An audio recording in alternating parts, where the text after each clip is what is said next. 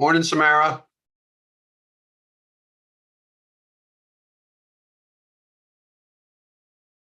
Hey, Branson, how are you? I'm good. How are you, sir? All right, good, thanks.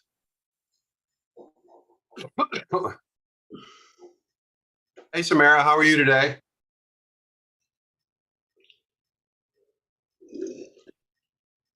Yeah. I am fine. I was having some technical difficulties saying hey to you. Yeah, no problem. How'd it go with the elderberry sale at um, the hemp people, Appalachian Standard? Yeah, they said it went well. That's great. It's great. They're really pushing it. Yeah. Wonderful. I saw something today. I'll try to remember to post it in the Facebook page, but a bill has been proposed in North Carolina to mandate that the schools purchase food and drink products from got to be NC members. Hmm. And I don't know about that stuff, how realistic it is, but I think it passed one of the bodies. I'm not sure if it's the House or the Senate. But I thought that was interesting. Be nice if they really did that. It would be nice. Do you know that even schools with community gardens like on their property are not allowed to serve that food to the kids? I did not know that. What's the logic there? Some regulatory oversight BS of how do we know they weren't contaminated nonsense, basically. Sorry, my timer's going off to remind me to get on to the class. Yeah. I did a.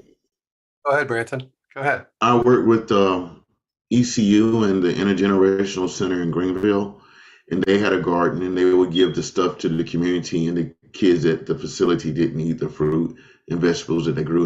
And I always wondered. I thought that was the weirdest thing. Like these kids work out there real hard to make this.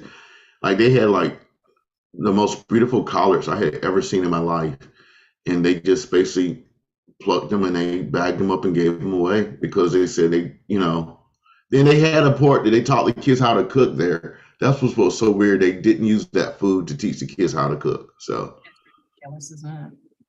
Yeah. it's like they're teaching them something and then taking away the resource to help them really expound on it, in my personal opinion. Yeah. It could be contractual. They might have contracts with food service providers that make the requirement that they buy from them. It just, I don't know that, but I know at ECU they have a contract with a big food service provider to do their dining halls and all that kind of stuff. So it could be related to that. I'm not sure. It probably is, but that still seems absurd. Yeah, in Kinston, there's a church that has a garden where they have mostly kids growing stuff, and it turns out that the land that it's on is apparently in some form a hazardous waste site or something. I don't know. Sure doesn't look like it, but they're not allowed to use any of that stuff that they grow either, which seems kind of insane, especially in a farming community where there's so many farms around here, and you can't can't use the stuff that these kids are growing. So they've switched to growing different kinds of ornamental trees and stuff like that. I guess they can sell those. I don't know, but yeah, strange stuff. What did you say? I'm sorry. Well, what we were talking about is that a lot of schools and places like that, they'll have students growing stuff, but then they won't allow the students to eat the stuff, and they won't use it in their classes or in their dining hall or anything like that. They have to, in most cases, they give it away. And I was just sharing the story of this place in Kinston that grows stuff. The kids, grew a bunch of stuff, and it turned out they couldn't sell it because apparently the land is technically a hazardous waste site or borders on a hazardous waste site or something like that. Long ago that nobody knew about and so forth. So they changed, and now they're growing ornamental trees, which I guess they can sell. I don't know, because you're not going to eat the tree, I guess. I don't know. Some people might, but what precipitated all this is a bill has been proposed in the North Carolina legislature. I believe it's passed the House. Don't hold me to that. Either the House or the Senate. My guess, the House, mandating that the schools buy from got-to-be NC members, fruits and vegetables and products and stuff. So that's a good first step.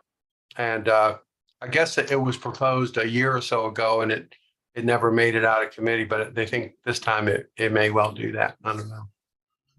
Oh, wow, that's awesome. Good news Yeah. for us. Yeah. And that's a great example of a newsjacking opportunity to take that press release and promote that with your product. I think it'll get a lot of attention. You can use the Got to Be NC logo if you're a member. And you can Google it. It's public knowledge. I think it's a press release. I'm not 100% sure, but it also is mandating that they use muscadine grape juice.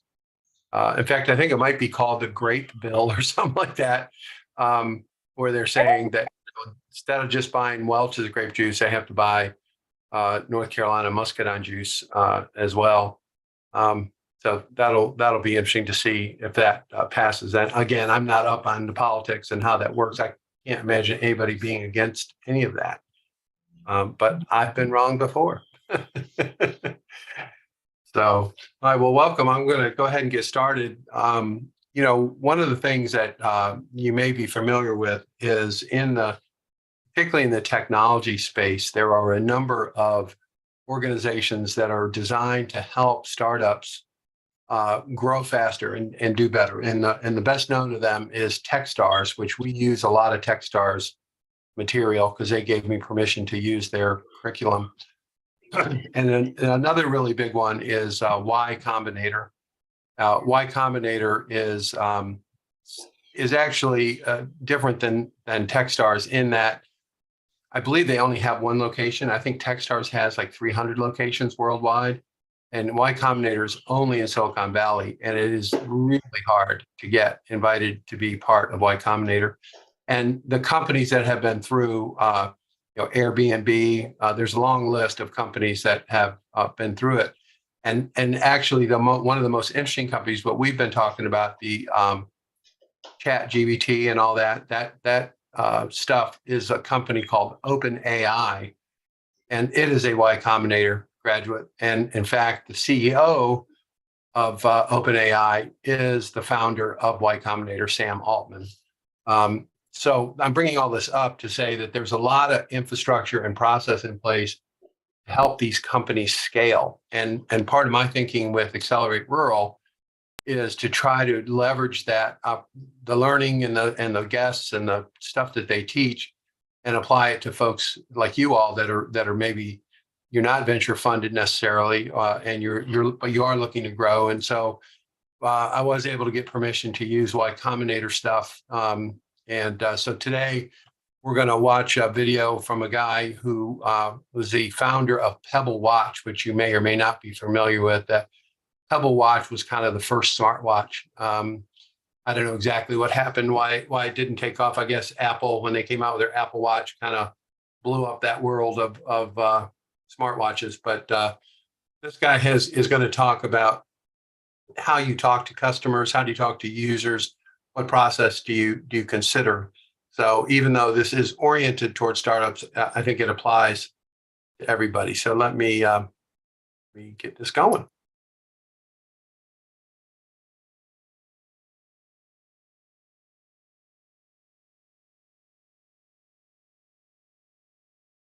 Hi, everyone. My name is Eric Mijakowski. I'm a partner here at YC. I actually started a company that went through Y Combinator back in 2011. I started a company called Pebble. We made one of the first smartwatches.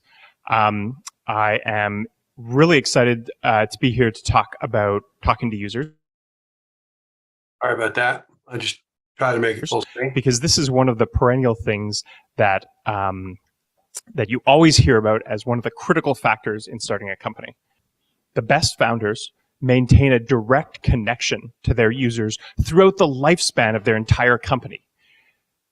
They maintain a direct connection because they need to extract information from their users at all different stages of running their company. Oftentimes people think that, they're the CEO or they're the CTO, they're the technical kind of product leads of the company. They can outsource this research to other people in their company. They can hire salespeople. They can hire heads of product. But at the core, the best companies are the ones where the founders themselves maintain a direct connection to their users. If you are the CEO, it is your job. It is in your job description to talk to customers. So take the time to learn how to do it well. All founders need to participate in this process as well. If you're the engineer, if you're the developer, don't think that you can escape this process just because you're the person who's coding. There's a pretty classic scene from the movie Office Space where there's an individual who says, I'm the person who is the go-between between engineers and users. I know how to talk to people. I have people skills. And that is one of the things that you do not want to have happen at your company. You want to make sure that the founders and the core members of your company are the ones who develop the skills for talking to users. So you do not have to hire someone like that to be the go-between. Talking to users is so critical that at the core of kind of YC's teachings, there are only two things that you must do in order to start your company. You need to code or build your product and talk to users. So this is easier said than done. I want to provide today some tactical advice on how to plan your strategy for talking to users, as well as some questions and strategies that you can use to conduct your own user interviews at the beginning of your company. A lot of the advice that I'll present today is actually synthesized fantastically in this book, actually written by a YC founder called The Mom Test. The name of the book comes after kind of the process in which we probably all go through, where we want to tell our parents about the company that we're working on, and we think that by talking to people that love us and want to support us, we're actually extracting good or useful information about how we could adjust or improve our company. But at its core, this is not the best way to get information. So the Mom Test, as Rob actually explains, is 3 common errors that we make when we try to conduct user interviews. The first problem, the first mistake that we pretty much all make is we talk about our idea. We're founders. We love to pitch our idea. We love to talk about the product that we're working on. But during a user interview, that is not the time to be pitching the product. The goal of a great user interview is to extract information from the person that you're talking to extract data that will help you improve the product or improve your marketing or improve your positioning. It is not to sell them on using your product. So at the core of a great user interview, you need to learn about their life. You need to talk about specifics around the problem area that you're trying to solve that the user may be going through. Second mistake that we pretty much all make is we talk about hypotheticals. We talk about what our product could be. We talk about features that we want to build. We ask questions like, if we built this feature, would you be interested in using it, or would you be interested in paying for it? That is wrong. Instead, talk about specifics that have already occurred in the user's life. This will give you stronger and better information in which to make product and company changing decisions. You also want to talk in general about the user's life. You don't want to just talk about the specific problem, or sorry, the specific solution that you're presenting. Try to extract information about the user's the path that led them to encounter that problem. Ask them questions about their life in kind of more broader ways to extract context around how they arrived at this problem. Learn about their motivations. Learn about why they got themselves into that problem in the first place. And the third trap that we pretty much all fall into is that we talk. We talk a lot. We're founders. We're always pitching investors. We're pitching employees. We're trying to hire people. We're trying to partner. So we tend to spend a lot of our time talking. In a user interview, try to restrain your interest in talking and really listen. Take notes. and listen to what the user is saying, because in that span of time, the 10, 20, 30 minutes that you spend with the user, you're trying to extract as much information as possible so that when you return to the office and when you return to your co-founders, you're bringing hard data, real facts about users' lives to the table. I think that there are 5 great questions that everyone can ask during their early customer interviews. The first question is, what is the hardest part about doing the thing that you're trying to solve? Let's take Dropbox for an example. Now, many of you may not remember a world before Dropbox, but put yourself back in the position of Drew, the founder of Dropbox, in 2005, when he was initially working on kind of the initial idea of Dropbox while studying at MIT. Imagine you're in the computer lab at MIT and you're sitting next to your friend. You turn and you ask, you're working on this project to create Dropbox, and you want to learn more about how other people are sharing files, so that you can learn, are there potential users here, or what are the problems that I can help solve with this new technology? So you turn to your friend and you ask, what is the hardest part about working on a group project with school computers? You're sitting in the computer lab. It's the perfect context for asking that kind of question. And you begin an open-ended conversation, trying to extract information about how that person currently works on group projects together with friends. Hopefully, you'll learn about specific pain points that they have, like they log onto a shared computer. They have to get their files from somewhere. They may have a network drive attached to the university system, but they're working with someone who may not be logged on to a university computer at that time. Maybe you learn about problems with synchronizing of shared work. Maybe you're both working on the exact same document at the exact same time. How do you currently attempt to solve that problem? In general, the best startups are looking for problems that people face on a regular basis, or that they're painful enough to warrant solving. This question can help confirm or confirm for you whether the problem that you're actually working, the problem that you're working on, is actually one that real users feel is a pain point, feel is something that they actively want to solve in their life. The second question, to the point that I was making earlier about trying to get to specifics rather than hypotheticals, is to ask the question, tell me about the last time that you encountered this problem. The goal of this question is actually to extract context around the circumstances in which the user encountered that problem. So, for example, in the Dropbox case, you may be talking to your friend and learn about a week ago, a specific time frame. Who were they working with? Which class were they working on? Was this a computer science problem? Was this an English paper? Try to extract as much information as you can about the context in which they began solving this problem, so that as you develop your product, you'll be able to actually reference real life examples of past problems that potential users have had, and you can overlay your solution on top of that to see if it would have helped in that particular circumstance. The third question is, why was this hard? Why was the circumstance in which that student was trying to work on their shared project, their project with other folks? Why was that hard? What were the specific things that they encountered that were difficult? The reason why you want to ask this question is because you'll hear many different things from different people. Going back to the Dropbox example, you might encounter some people who say that maybe the number one problem that they were encountering was when they emailed files back and forth, they ended up duplicating work because they didn't have the exact same kind of document at the exact same time. Maybe other people will say that they submitted the wrong document in the end to the professor for their group project because they had like crazy strings of file version numbers on the end.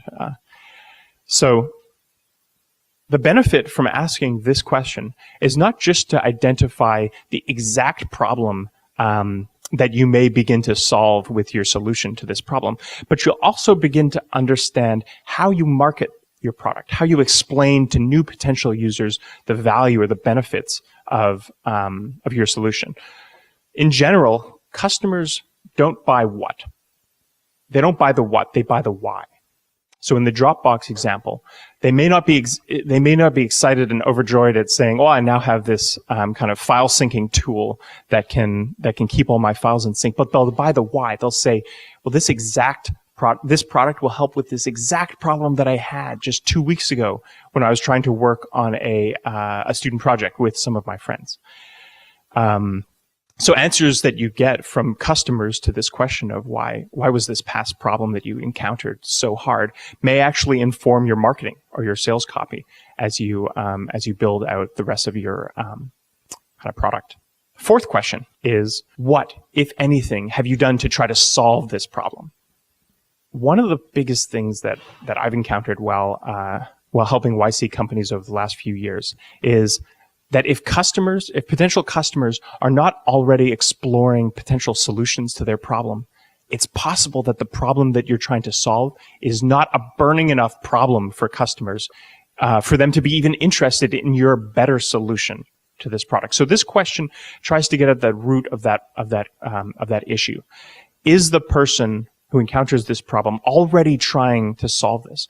So in the Dropbox example, you're working on a group project, or you're talking to someone who's worked on group projects in the past. Try to figure out what tools did they experiment with, what tools did they try to use to solve this in the past. Maybe they solved this by getting all the individuals together in one room to work on the project with 4 computers, so that they could talk in real time to each other as they were working on the project. Maybe they experimented with email. Maybe they tried setting up, as one of the top comments on Hacker News posted during the original Dropbox launch, maybe they had set up rsync and they had already solved this problem with SFTP or something like that. Again, you want to ask this question for 2 reasons. One is to figure out whether the problem that you're solving or you're working to solve is even really something that people are already looking for solutions to. And the second one is, what are the other competition out there? What will your product be compared against as you end up rolling out your solution and offering it to end customers? The 5th question is very tactical. So what don't you love about the solutions that you've already tried? This is the beginning of your potential feature set. This is how you ask this is how you begin understanding what the features are that you'll build out for your better solution to the problem. Now, note that this is not the question of what features would you want out of a new file syncing product in the Dropbox example, because that's a hypothetical question. Users in general are not great at identifying the next features that they want in the product. Just like the old, Henry Ford quote, when we were developing the automobile, our users would have wanted a faster horse rather than a car. So this question specifically targets what are the problems with the existing solutions that they've already tried. These are specifics, and you can begin to kind of figure out what the differential between your new solution and the existing solutions already in the market will be. Talking to users, as I said before, is useful at pretty much all stages of your company. But there's 3 critical phases to an early stage company. I would kind of define that as a company that has not yet reached product market fit, in which talking to users would be extremely beneficial. Those 3 stages are at the idea stage, before you've even begun developing any of your product; at the prototype stage, where you have the first kind of rough beginnings of your product, but you haven't really gotten in the hands of any paying customers or any users yet; and the third one, which is after you've launched and you're iterating towards product market fit. How do you guide that journey? So I'll talk about a few tips for each phase. At the idea stage, you may have the back of a napkin idea. You may have a thought. You may be commercializing some technology that you've been dreaming of, but you don't yet have any first users. So you need to begin finding the first people that will be interested in either providing information about the problem that they've encountered, or potentially signing up to be your first users. The best, people come to me and ask, how can I talk and how can I find my first users? Honestly, some of the best companies are products or services that are built for the founders themselves. So start with yourself. Begin test your user interview strategy on yourself. Try to walk through a situation where you've encountered that problem. The next step after that is to talk to friends, is to talk to coworkers, to get warm introductions. It doesn't take a lot of people. You don't have to talk to thousands of people. Every good user kind of research strategy begins with just one or two people. The critical feature here is executing a unbiased and detailed customer or user interview strategy rather than just trying to pitch your idea to them. Another cool hack that we've seen some great success with, actually, a YC company in this batch is using this to. A YC company in this batch is actually selling products to firefighters. And they realized that cold email introductions was just not working, was not a way that they could get through to customers. So what they did was they actually just dropped by fire stations in person. They didn't even, email them to say that they were coming ahead of time. They just showed up and they said, "Hey, could we speak to the fire chief? Could we talk to someone about this problem that we've got a solution to?" And you know what? It worked great. They managed to get dozens of in-person, 10 to 15 minute long meetings just by showing up. So when in doubt, if there's a specific target customer base that you're looking to get feedback from, just try showing up. It feels a little bit weird because it feels like you're imposing on someone. But at the end of the day, the mindset that I like to get into is if you truly think that you're solving a problem that your target customer base is facing, you'll actually be doing them a hand. You'll be helping them out by taking their 15 minutes and learning more about the problem. Industry events are another great way to get a high number of new customer interactions.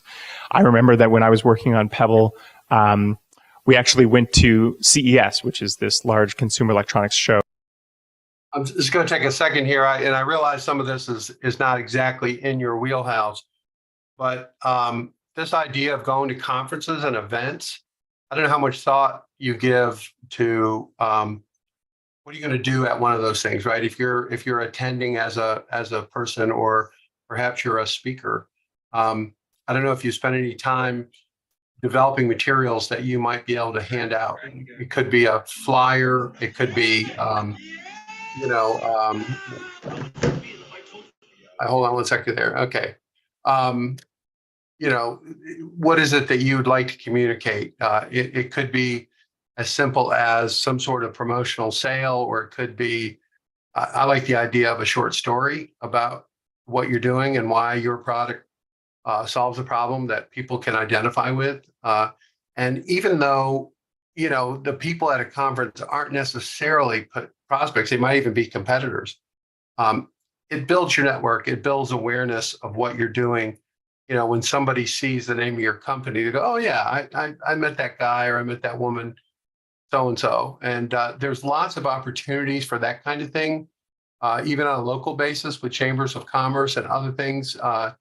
Anything you can do to spread the word in a non-direct pitch type of thing. You're not say, "Hey, buy my product." You're just giving them information. You're letting them know that you're aware of the problem that you're trying to solve. And I think the point he's making is that this particular group was going to firehouses, but when you go to somebody and you're providing a solution to a problem they have, they're going to listen and they're going to be aware. And maybe sometime in the future, it'll come to a realization like, "Hey, I met this person at so-and-so.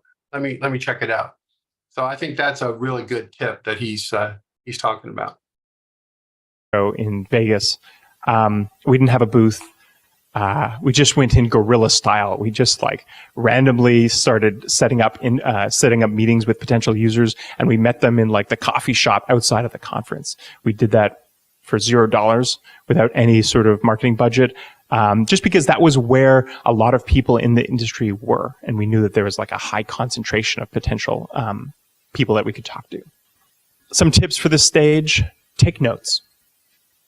Take detailed notes, because like I said before, you'll never know until later which key facts of these user interviews may be useful. If you're not great at taking notes while you're talking to someone, bring a friend, bring a co-founder, ask the person if you could record it. when in doubt, capture as much information as possible. Keep it casual. Like I said before, you could just show up. You don't have to like pre-plan this. You don't have to have, 20-minute blocks on your calendar scheduled for days on end of user interviews. Feel free to react. Like, honestly, you'll learn so much through the first 5 or 10 user interviews that, your process will dramatically improve, from those first interviews to the next batch. So don't feel like you have to do 100 user interviews all at the same time. Just start with 1, start with 3, start with 5 until you get the hang of it. The third thing is you need to be cognizant of the other person's time. Again, going back to what I said at the beginning, we love our idea. We're founders. We love talking about our idea. So you need to keep yourself in check and make sure that you're cognizant of the other person's time. Honestly, you'll be able to get probably the best information out of, say, a 10 to 15 minute long first interview. And that might be all the time you need just for that initial chat. As you move past the idea stage into testing your prototype with users, the next major kind of benefit that you can get from talking to users is figuring out who will be your best first customer. This is critical because it's possible that if you choose the wrong first customer, that you may be led down a path that constrains you or artificially traps you without actually getting paid by that first customer. So we've created a framework that you can use to begin to identify, before you begin working with them, who the best first customers will be. During user interviews at this stage, I love to ask questions that extract numerical answers to 3 facts about the customer that I'm working with. The first one that I want to get to the bottom of is, how much does this problem cost them today? And I like to get a hard number, either in terms of how much revenue do they stand to earn if they solve this problem, or how much expense do they currently spend trying to solve this problem? How much money is wasted today as they try to solve this problem? Second one that I like to get to the bottom of is, how frequently do they encounter this problem? Do they encounter it on an hourly basis, a daily basis, quarterly basis, yearly basis? The best problems that startups can target are ones that are encountered more frequently. This is usually beneficial for 2 reasons. One is, if they encounter a problem on a more regular basis, it means that the customer is feeling the pain of that problem on a more regular basis, and they'll be much more receptive to a potential solution. The second reason why you want to tackle a problem that people encounter on a more frequent basis is you'll get more chances to know whether your product is actually solving a problem. In my case with Pebble, I love the fact that I was working on a device that was kind of intended to be used every day. You wake up in the morning, you put your watch on. That was great for me because I knew that if users weren't wearing their watch on a regular basis, that meant that I was doing something wrong. So the best first customers are ones that have this problem very frequently. The third thing that you want to get to the bottom of is, how large is their budget for solving this problem? You can imagine that, say you're solving something for an industrial assembly line, a problem on the industrial assembly line. If you're talking to the operator, the person who's actually there on the kind of the assembly line, they may encounter this problem on a really regular basis, but they just don't have the budget. They don't have the authority to actually solve the problem.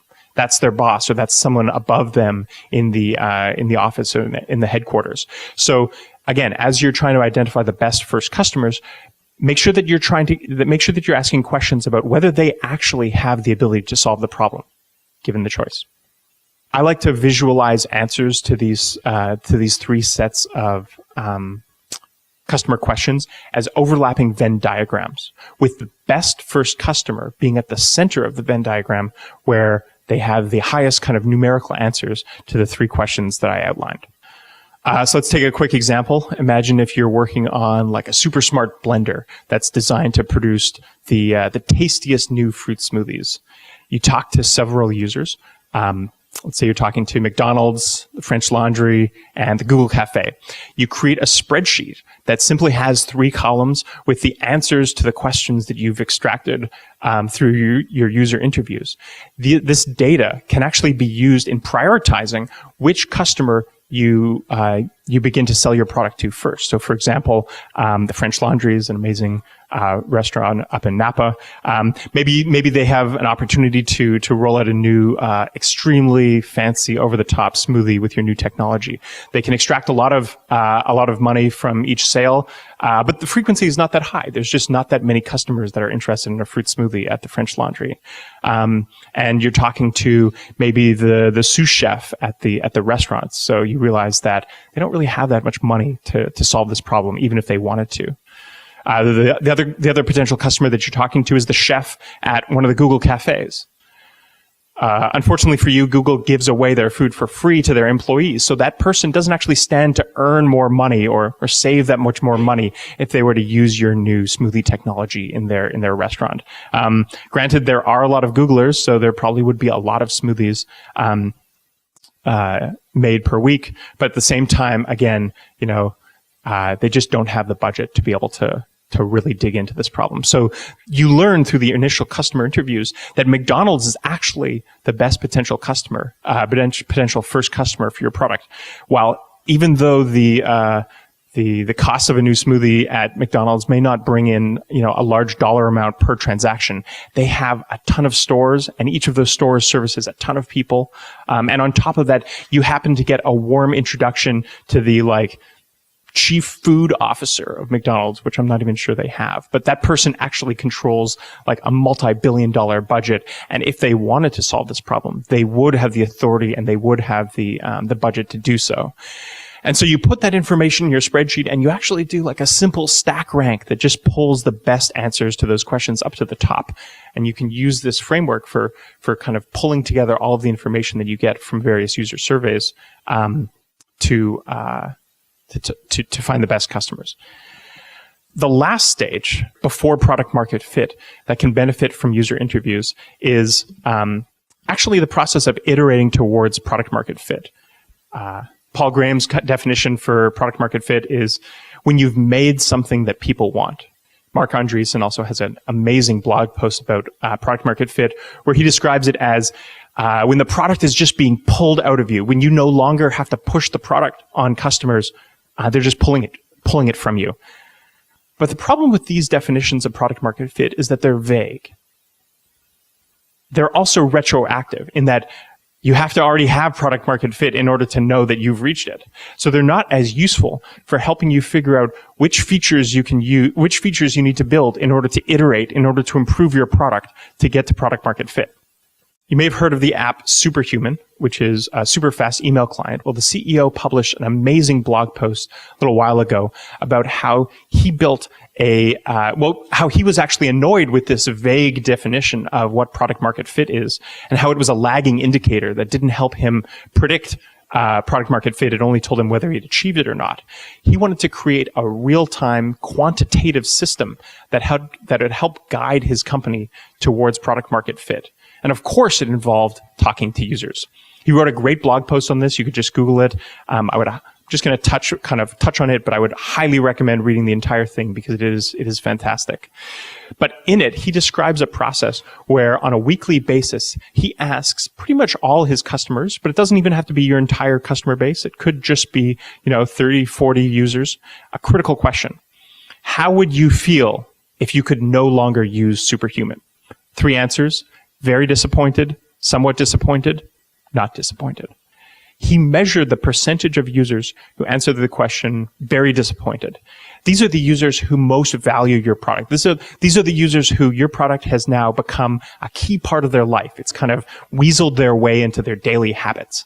He read some analysis that said that if 40% or more of your user base reports that they would be very disappointed if your product went away on a weekly basis, that's kind of the signal. That's the differentiation point that it says, if you get past this point, your product will just grow exponentially. And he evaluated a number of other successful companies and realized that the answer to this question was always around or above 40%. So again, I probably won't be able to go into it too much more in detail, but I would recommend reading this blog post if you're at the stage where you're iterating and you actively have users that you can ask this question of.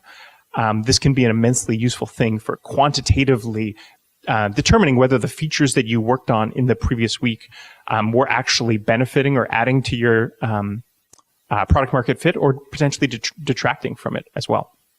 Some other great tips that we've found at this stage is kind of a simple hack. Ask your users for the phone number during sign up, because oftentimes you'll be looking at the data and you'll be wondering, why is the data showing this particular kind of learning about our customers? And you may be like thinking in aggregate, 20% of people have this problem. Sometimes it helps to just get on the phone and talk to one person who's encountering this problem. So I always encourage founders to put contact information, including phone number, which is like a direct connection to customers, pretty high up in the user sign-up flow. Second one is don't design by committee. You can't simply ask your users what features they want. You have to begin to understand whether those features are truly going to help make your product more sticky and more useful. You can do this through kind of the advice that the Superhuman CEO lays out in his blog post, or you could ask other tactical questions, like instead of asking, will users be interested in using this new product or this new feature, instead say, here's an upgrade flow. If you want this new product, put your credit card, or if you want this new feature, put your credit card information or pay more. Even before you actually built out the feature. This could help give you information about whether the feature that you're working on is actually something that the users are going to use. The third thing to do during user interviews at this stage is to remember to discard bad data. Some of the kind of worst bad data that you may encounter is compliments. People may say, "Oh, I love the new design," or "Man, this thing is really useful." You may love that during the course of your user interviews, but they actually are not useful information because it's not specific. It's more of a general statement about your product, and it's not tactical. It's not giving you correct information on what you can change or what you can improve about your product. The second main type of bad data that you may encounter is fluff. These are hypotheticals. These are generic statements. Whenever you're in the middle of a user interview and you start getting onto this hypothetical, here's what the product may look like in the future, try to steer it back to specifics. Again, you're conducting a user interview not to pitch your product, but to learn about problems or issues that the user has faced in their past, so that you can improve it in the future. That's it. That was meant to be like a quick short dive into talking to users. I don't know if we have any time for questions. Cool. Awesome. Well, I'd love to answer any questions, but other than that, thank you very much.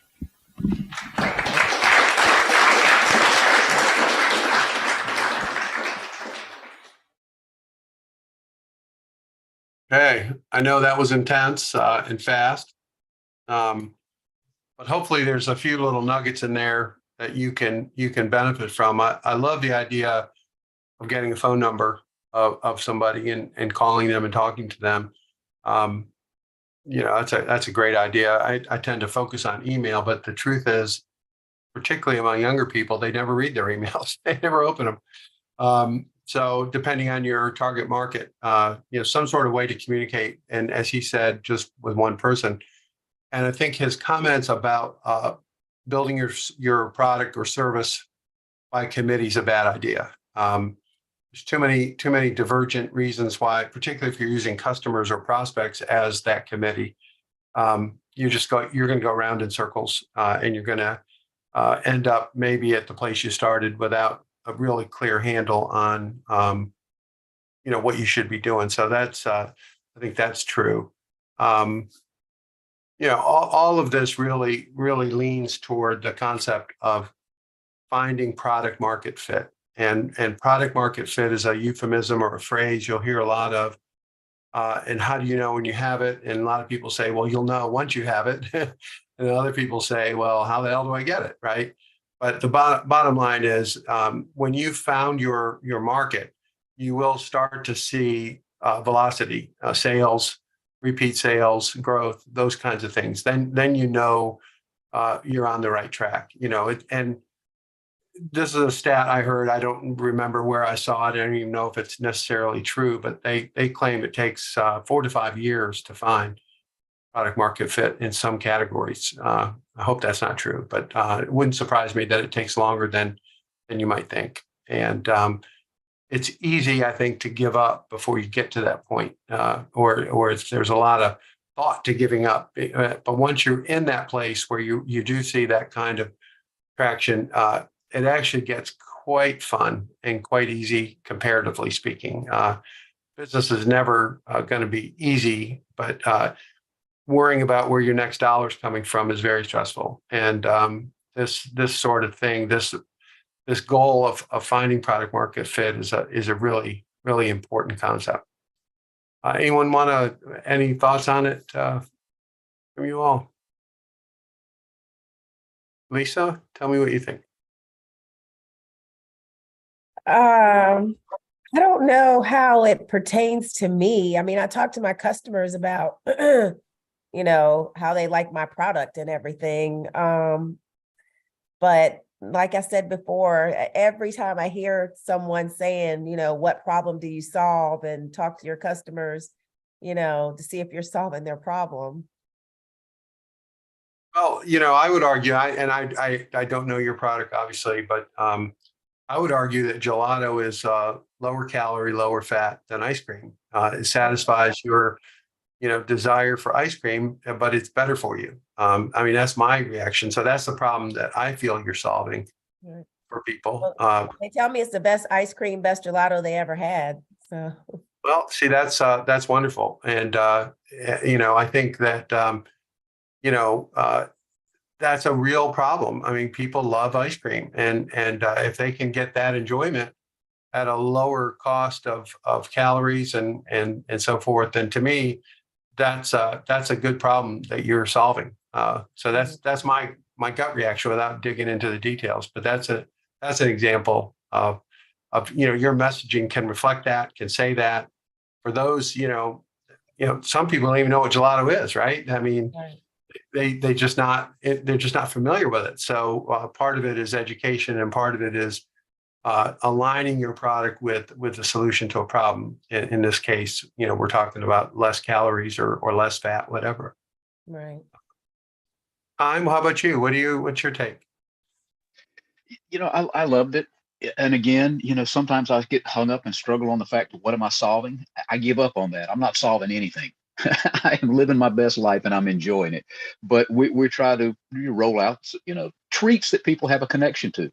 And so it gives me a way to rethink and look at it from a different perspective than maybe. And that's what I really got out of this talk today. And there was a lot of useful nuggets. Like you said, the numbers, I don't really focus on the phone numbers because I'm more of an email kind of guy too. But, trying to find your market fit. We've been full-time since 2019, and I'm starting to see traction on where accounts seem to be and what I need to be focusing and working towards. And so it takes a little while, and you just got to keep hustling, keep putting one foot in front of the other. And honestly, you'll see a pattern and you'll say, hey, all of a sudden that light bulb moment, and you'll gravitate that way. But that's why I keep coming back, because I always grab a little bit of something out of every class, every cohort. So thank you. I'm glad. We haven't used this guy before. Samara, how about you? What's your take? Wow, sorry about that. No problem. I get caught up on the problem too. A lot for the same sort of thing. Like, I'm trying to change a conversation, and a lot of the people that I'm soliciting attention from, they don't even know what elderberry is, let alone that the vast majority of companies are not making a product that tastes even remotely pleasant. And so I'm solving a problem they don't know that they have. And I found it hard to connect with this particular presentation, to be honest.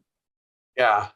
Well, I understand. I think, if you start thinking in terms of solving problems, what you just said in your brief statement there caught my ears, where you said all these people that make product that doesn't even taste remotely good. So, that's a pretty strong problem that people have, even if, I have to turn it down on a sample just because they've had it before. And I'm like, if you haven't had mine, you haven't tried it.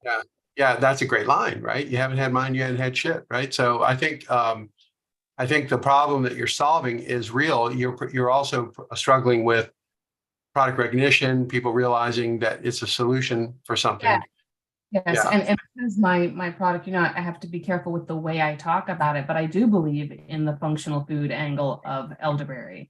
And Yeah. so they're interested in eating healthier, incorporating things into their diets that are, full of antioxidants and immune support properties and stuff like that. And if anything, I feel like the problem that I'm solving is introducing it. Like they don't even know what they don't know until Yeah. they try. Yeah. Well, I think my reaction, I guess, is really focus on, if you can, the three biggest advantages you have of your product. Change it around from problem to advantages. What is it that you have? And people guzzle all kinds of stuff. And they say they want to be healthier, but their actions don't actually line up with that. Yeah, I have found that to be true also. Yeah. Like, So comes to like soliciting new wholesale accounts, people want to say, oh, we support local and we support this and we support women owned, and I will petition them and like, well, yours are $1 more a unit, no thank you. Yeah. Like, Yeah. Okay. Kime, do you want to jump in? I would, Samara. One of the things that I ran into with the brittle, people would say, well, I just don't like peanut brittle. And I'm like, you are exactly the person I want your feedback from. I want your honest opinion, and I would love for you to try it. And some people still said, I still don't like it. But 7 out of 10 people came back and said, oh, that's good. Now that I like this. That's the hurdle you're trying to overcome. Some of your wholesale shops, go in with the pitch that you would like to just do a sample and see if it works out for their customers. Let me come in, set up a table and hand out samples and get the feedback from your customers and see if it would be a fit, because you're really trying to reach them in their pocket. And if you can show them that people are interested in your product and willing to try it and would love to buy it, then they see the value to it and want to put it in their store. So it's a matter of turning the conversation around to what they're focused on, which is their bottom line. And they don't want to take a chance. But if you can come in and sell them on the fact that it's going to be profitable to begin with, man, they're in. They're head over heels in. So I do sampling events, but normally only after I've landed the account. But you're making a good point. Maybe. Yeah, I mean, they have nothing to lose if you bring it in, and there's nothing ventured, nothing gained. You're putting yourself out there for them. And some people aren't going to go for it, but it was a story that I heard many years ago. The guy wanted a job and he went back every week for the job. And the guy said, well, you are persistent. I'll at least give you a try. Go in and show them that, it's not about the bottom line initially. You just want to get your foot in the door and see what you're offering them. You're not selling them at that point. The product will sell itself. So trust me, I love elderberry. And you're right. There are some products out there that just are not good. So, but no, that would be a different way to focus and try to get, align with them to introduce their customers.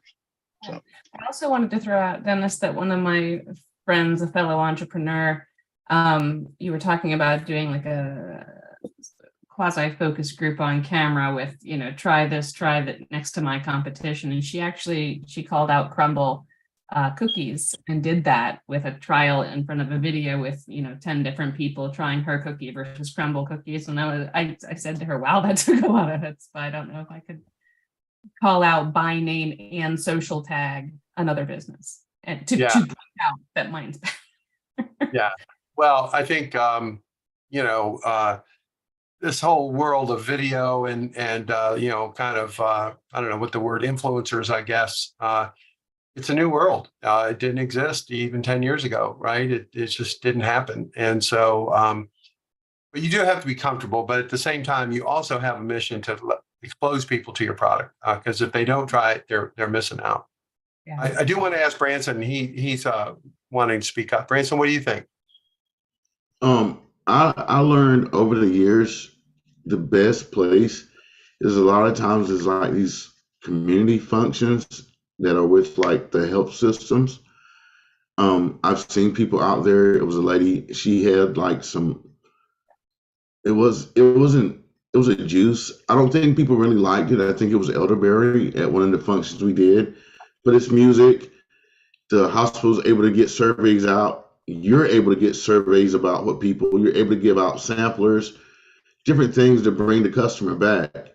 And since COVID, I haven't seen those type of functions really happening. So that might be something that you might want to really look at now that things have kind of calmed down to bring back. Because, the city used to pay me to show up and just DJ nice, smooth jazz music. So it's like a real calm atmosphere. You're able to talk to people. People are able to come up. Really, you're able to even talk to people like in the hospital who might even give you I remember one lady was one guy, he had his fresh fruits, and he ended up talking to somebody at the hospital, and they ended up doing something with vending to the hospital with the fresh fruits. So it's a lot of connections, but it's like you have to it's like the city and the health system does these functions, and most times they're looking for vendors because not that many vendors show up. I'm not gonna lie to you.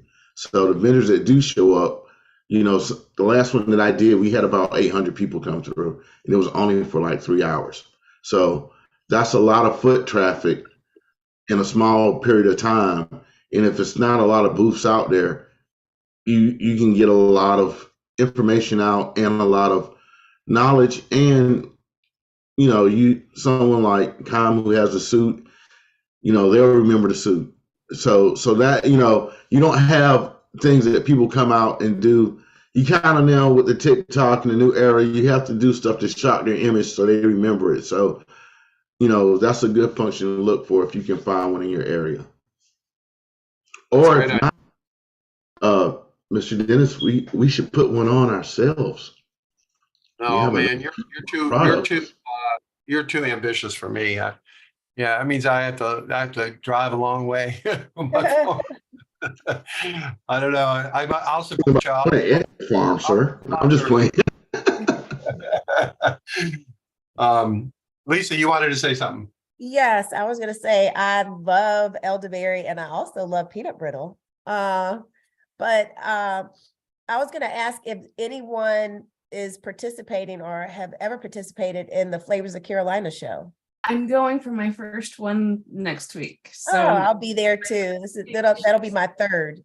Yeah. Okay. Yeah, you'll get a lot of people. It'll be a lot of people and a lot of businesses. The last one I went to, the guy from Publix came up to me and said that he wanted to get our products in their stores, but ours was too much. I make mine from scratch. It's not, and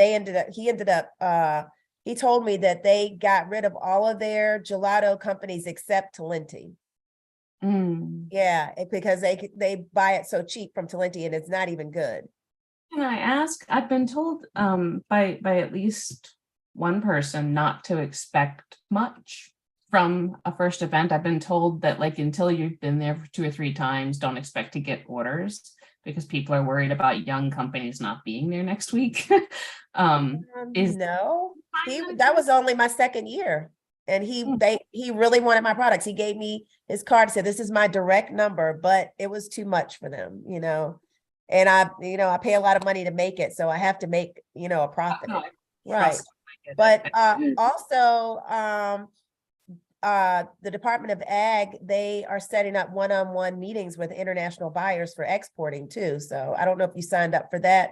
I haven't signed up for it yet. I'm still debating because we still aren't in a position to supply big orders, because when I've gone to the meetings with international buyers before, they've asked for half a shipping container loads full.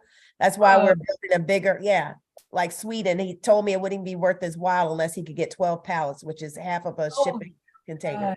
Yeah.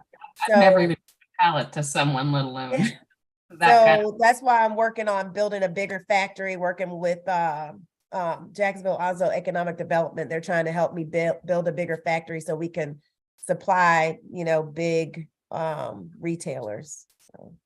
But you were able to get other accounts, not just the Publix one that wouldn't take, or that was the best lead that you got at that event. That was the best lead. Plus there's lots of opportunity. If you're able to fill the orders, there's lots of opportunity. You can, there's so many buyers. There's like a ton from Food Lion. that are coming. Did you get the list of all the buyers that are coming? I did, and it's going to be interesting because I'm one of 4 elderberry companies, but I'm the only one that makes a product that I approve of. So it'll be interesting to see their responses and their action. Right. Well, I'll Well, definitely look for I'll you. see you all there also. I'm going to be there at least for a couple hours, so I'm So looking I'm forward. surprised that we're not in class on Tuesday. I was going to point that out too. Yeah, I probably should cancel class, huh? Everyone's going to be at this show. I guess I could do the show from there. I'll walk around and come to your booth and say, "All right, here we are." I hadn't even thought about that, to tell you the truth. So I had to think about that. Okay. Well, listen, everybody, thank you for your engagement, and I'm glad the video was helpful. A little bit concerned that maybe it was a little too esoteric, but I think this conversation shows that we all got a lot out of it. So until we meet again, All right. All right. Thank you. Y'all have a great day. you too. Bye.